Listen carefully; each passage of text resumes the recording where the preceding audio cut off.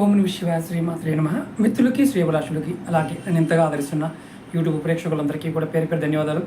మిత్రులరా, మీ అందరికీ పరాదేవత ఎలవెల్లా మీతో ఉండి మీ మనోవాంఛ నెరవేర్చాలని మనస్ఫూర్తిగా కోరుకుంటున్నాను. ఈరోజు మనం జాతకరీత్యా జాతకంలో రాహుకేతు ప్రభావం చాలా అధికంగా ఉంటుంది. ఎవరి జాతకంలో అయితే రాహు యోగిస్తాడో వారికి ఏం కోరుకున్నా రాజయోగము, పదవి, డబ్బు, ధనం అన్నీ వస్తాయి. కానీ రాహు యోగించడానికి జాతకరీత్యా బుధుడు సహకారం ఉండాలి. అంటే బుధుడు యొక్క సహకారం ఉన్నప్పుడు రాహు బాగా యోగిస్తాడు. మీరు ఏం చేయాలంటే ఒక తేలికైన ఉపాయం అనమాట. ఇలాంటి పేపర్ ముక్క తీసుకోండి. దీని మీద 4 4 4 4 అని చూడండి. ఒకసారి చూపిస్తాను. మీకు ఉల్టా కనిపిస్తుంది, ఫ్రంట్ కెమెరా కాబట్టి ఉల్టా కనిపిస్తుంది. 4 4 4 4 సార్లు రాసి మీరు బుధవారం రోజున మీ షర్ట్ జేబులో పైన పెట్టుకోండి.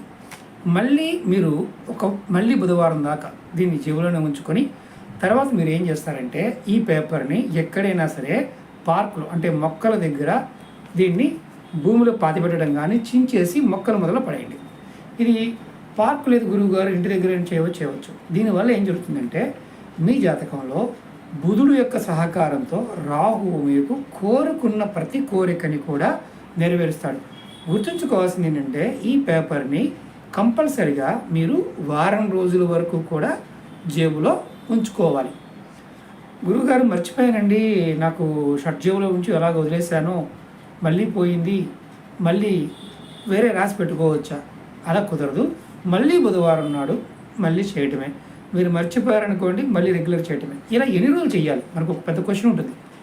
ఇలా ఎన్ని రోజులు చేస్తే ఫలితం బాగా వస్తుంది? ఇది మీరు వారం చేస్తూ ఉండండి. మీ జాతకరీత్యా రాహు యుగకారకుడు కాకపోయినప్పటికీ కూడా బుధుడు యొక్క సహకారంతో మీ జాతకంలో మీకు రాహు వల్ల ఎంత కోరుకుంటే అంత వస్తుంది. అంటే ఇది నెంబర్ 4 4 4 అంటే మొత్తం టోటల్ చేయండి. అంటే కేతు వస్తాడు. రాహుకేతువుల యొక్క అనుగ్రహం ఉన్నప్పుడు జాతకంలో విశేషమైన ఫలితాన్ని పొందుతాం. ఎందుకంటే ఈ రాహుకేతువులకి ప్రత్యేకమైన స్థానాలుంటే ఏమీ లేవు. ఏ గ్రహస్థితి బాగున్నప్పుడు ఆ గ్రహస్థితికి వీరు తోడైతే చాలు, ఫలితాలు కూడా మారిపోతూ ఉంటాయి. మీకు రాబోయే రోజుల్లో రాహుకేతువుల గురించి చాలా విషయాలు చెప్తాను. మీరు ఎవరైనా సరే, ఆడవాళ్ళైనా మగవాళ్ళైనా సరే, ఇప్పుడు మరి మగవారంటే జేబులో పెట్టుకోవచ్చు, ఆడవారు ఎక్కడ పెట్టుకోవాలి అని క్వశ్చన్ ఉంటుంది. పర్సులో పెట్టుకోండి. మరి మాది మతం, ఈ మతం కాదు గురువుగారు, మేము పెట్టుకోవచ్చా? ఎవరైనా పెట్టుకోవచ్చు. ఇక్కడ మతము, జాతి, కులం లేదు. ఎందుకంటే మన సనాతన ధర్మంలో ఎన్నో తంత్ర మంత్రవాళ్ళకి సంబంధించినవి, జ్యోతిష్యానికి సంబంధించినవి చాలా ఉన్నాయి. లాల్ కితాబ్ కానీ, రావణ సహిత కానీ, అరుణ సహిత కానీ, ఇలాంటివి ఎన్నో రకాల విధానాలు ఉన్నాయి.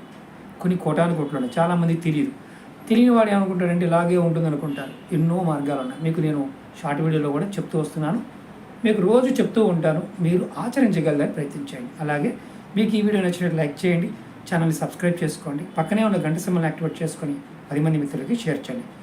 మరొక ముఖ్యమైన విషయం మర్చిపోయాను. ఒకవేళ దీన్ని వారం చేసిన తర్వాత మీరు పారేయలేదనుకోండి, జేబులోనే ఉంది, ఏమన్నా అవుతుందని అనుమానం వస్తుంది. ఏమీ కాదు, కానీ వారం మారుస్తూ ఉండండి. ప్రతి వారం తీసుకువెళ్ళటం, ఇలా కట్ చేయటం, ఇలా చింపేయడం, మొక్క మొదల్లో పడేయటం, మళ్ళీ కొత్త పేపర్ మీద రాసుకోవడం, మళ్ళీ జేబులో పెట్టుకోవడం, పర్సులో పెట్టుకోవడం, ఇలా చేసి చూడండి. చేసిన తర్వాత ఖచ్చితంగా కామెంట్ చేయండి ఫలితం అనేది. ఎందుకంటే మీరు ఎంత కోరుకుంటే, ఏది కోరుకున్నా, ధనము, పదవి, ఆస్తులు, పాస్తులు, కోరికలు, అంతేగాని వశీకరణ మాత్రం పనిచేయదు. గుర్తుంచుకోండి. కోరుకున్న కోరికలు మీకు వ్యక్తిగతంగా ఏదైతే ఉన్నాయో అవి మాత్రం పనిచేస్తుంది. ప్రయత్నించేయండి, ఫలితాన్ని పొందండి. ఓం నమః శివాయ శ్రీమాత్రే నమః.